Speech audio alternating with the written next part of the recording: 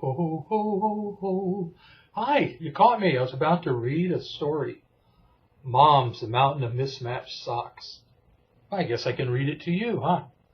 Oops, first page. Look at that. Looks just like me. Well, a few years ago at the North Pole, Santa was feeling perplexed. Mrs. Claus noticed he wasn't finishing his favorite cookie snacks, so she knew something was bothering him. He told her that for some time he had been worrying about coal. Everyone knows when children have been naughty, they get coal instead of a toy from Santa. But Santa wasn't happy about that for two reasons. First, he said, even if they've been naughty, I still think each child should receive some kind of toy. But they do need a reminder that they have to behave better. And second, our coal supply is nearly gone. It's such a mess to mine, and it's dangerous to people and to the air. I just don't want to use coal any longer. Well, Santa, said Mrs. Claus, what can you give the children as a reminder? Well, that's the problem, I told Mrs. Claus. I've been using coal for so long, I don't know what else to use.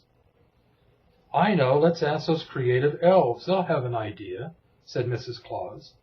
Blow the trumpets, post the banners, and let them know you need their help. The great elf conference convened in Santa's throne room. All the elves listened to the dilemma that I had, and they offered their solution. Elf Sunshine recommended a small bag of nails. That's Elf Sunshine. She thought a small bag of nails will warn children against sharp tempers. But I said, oh no, we really don't want children to get hurt by sharp nails. Frostine suggested snowballs, because being mean makes a child's heart cold. But Mrs. Claus reminded us snowballs would melt in the south, and they would make the stockings soggy, and no one wanted to deal with a soggy, smelly sock. They were seriously considering Brussels sprouts when in walked the always late for everything Argyle. Santa stood and stared open-mouthed. The room went silent. Santa, mind your manners. It's not polite to stare. He's only a little late, chuckled Mrs. Claus. Then she looked at Argyle, and her mouth fell open as well. Argyle, what on earth are you wearing? And everyone turned to look at the tardy little elf. And since there's so much white at the North Pole, because of the snow, you know, everyone there loves bright colors. Mrs. Claus and I, we're no match for the elves, who wear the most brilliant colors that you can imagine. But Argyle's coat, well, that was beyond imagination. It was beyond description. It had every color of the rainbow. It also had plaid and stripes, tweed and polka dots and cable knits. His coat was dotted with strange socks. None of them matched. They were all stitched on his coat like patches and pockets. I asked, Argyle, where on earth did you get that coat? It is most unique. And in unison, all the elves cried out, MOMMS!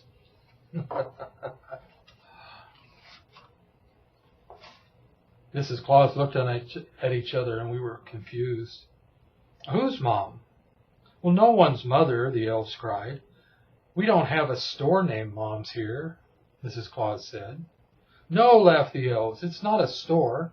Come, we'll show you. So the next morning, a team of elves rowed Mrs. Claus and I in a boat out past the island of misfit toys, and suddenly we saw the most amazing sight. It was a small island made of the largest pile of socks imaginable.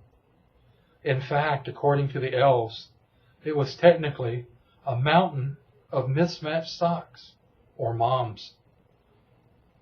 We stood there and stared open-mouthed again. Argyle explained that the elves had discovered the mountain and had studied long and hard. They watched each night to discover where the socks were coming from, because the mountain just kept growing.